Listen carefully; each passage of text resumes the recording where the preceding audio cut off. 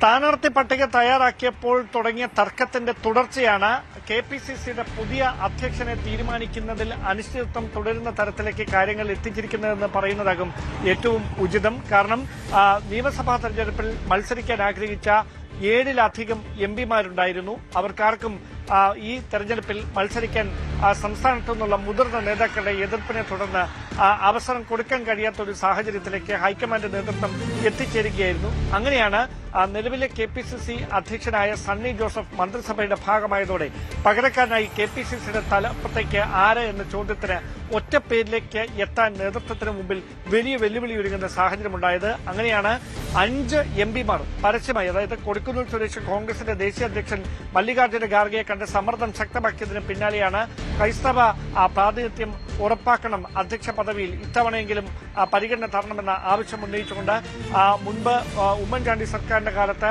UDFന്റെ കൺവീനറായിരുന്ന ബെന്നി ബെഹനാൻ, അതോടൊപ്പം പത്തനംതിട്ട MP കൂടിയ ആന്റോ ആന്റണി, ഷാഫി പറമ്പിൽ ഒക്കെ സമ്മർദ്ദം ശക്തമാക്കുന്ന ഒരു സാഹചര്യം ഉണ്ടായിരിക്കുന്നത്. 5 എംപിമാരാണ് ഇതിനോടകം കെപിസിസി അധ്യക്ഷ പദവിക്ക് വേണ്ടി അവകാശവാദം ഉന്നയിച്ചിരിക്കുന്നത്. UDF കൺവീനർ കൂടിയായ അടൂർ പ്രകാശും ആ പട്ടികയിലുണ്ട് എന്നതാണ് ശ്രദ്ധേയം. അതോടൊപ്പമാണ് ജോസഫ് വാഴക്കിനും KC ജോസഫും MM ഹസനും ഉൾപ്പെടെയുള്ള നേതാക്കൾ സമാനമായ ആവശ്യം ഉന്നയിച്ച് രംഗത്തെത്തുന്നത്. മാത്യു കുഴൽനാഥനും ചാണ്ടി ഉമ്മനും വലിയ സമ്മർദ്ദം അവരുടേതായ തലത്തിൽ അധ്യക്ഷ പദവിക്ക് വേണ്ടി ചെലുത്തുന്നുമുണ്ട് എന്നതാണ് എടുത്തു പറയേണ്ട കാര്യം. ഈ 10ൽ നിന്ന് ഒരാൾ അധ്യക്ഷ പദവിയിലേക്ക് എത്തുമെന്ന കാര്യം ഏറെക്കുറെ ഉറപ്പാണ്. പക്ഷേ അത് ഒറ്റ പേരിലേക്ക് പെട്ടെന്ന് നേതൃത്വത്തിന് തർക്കങ്ങൾ പരിഹരിച്ചുകൊണ്ട് എത്താൻ കഴിയുന്നില്ല എന്നതാണ് നിലവിലെ പ്രതിസന്ധി. അവിടെയാണ് കോൺഗ്രസിന്റെ ദേശീയ നേതൃത്വം നിർണായകമായൊരു ഇടപെടൽ എത്രയും പെട്ടെന്ന് നടത്തുമെന്നുള്ള സൂചനകൾ കൂടി പുറത്തുവരുന്നത്. കാരണം UDF സർക്കാർ അധികാരമേറ്റിട്ട് 1 മാസം പിന്നിടാൻ പോവുകയാണ്. അപ്പോഴും പാർട്ടിക്ക് സംസ്ഥാന തലത്തിൽ ഒരു അധ്യക്ഷനെ കണ്ടെത്താൻ കഴിയാത്തത് വലിയ തരത്തിൽ ചർച്ചയായി മാറുന്നു.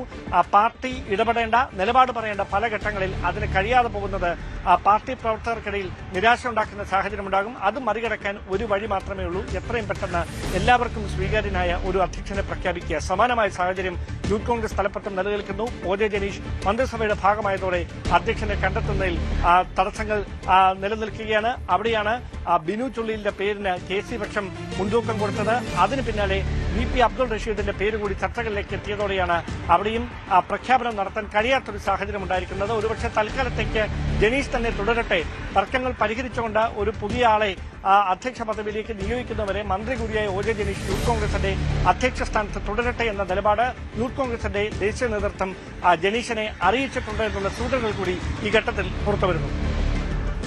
അതാണ് കെപിസിസിക്കും യൂത്ത് കോൺഗ്രസിനും പുതിയ അധ്യക്ഷനില്ല എന്നതാണ് സാഹചര്യം. അസാധാരണ പ്രതിസന്ധിയാണ്. കാരണം സംഘടനയ്ക്ക് തലവന്മാരില്ലെങ്കിൽ ഇനി അങ്ങോട്ടേക്ക് സർക്കാർ പാർട്ടി ഏകോപനമടക്കമുള്ള വിഷയങ്ങളിൽ വലിയ പ്രശ്നങ്ങളുണ്ടാവും. ഭരണം കിട്ടിക്കഴിഞ്ഞപ്പോൾ കെപിസിസിയിലെ യൂത്ത് കോൺഗ്രസിനും തലവന്മാരില്ലാത്ത സാഹചര്യം. സണ്ണി ജോസഫിനും OJ ജനീഷിനും പകരക്കാരനില്ല, നിയമനം ഉടനുണ്ടാവും.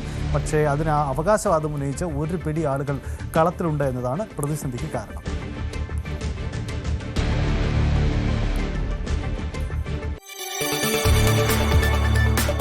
കൂടുതൽ വാർത്തകൾക്ക് News 18 കേരളം യൂട്യൂബ് ചാനൽ സബ്സ്ക്രൈബ് ചെയ്യുക.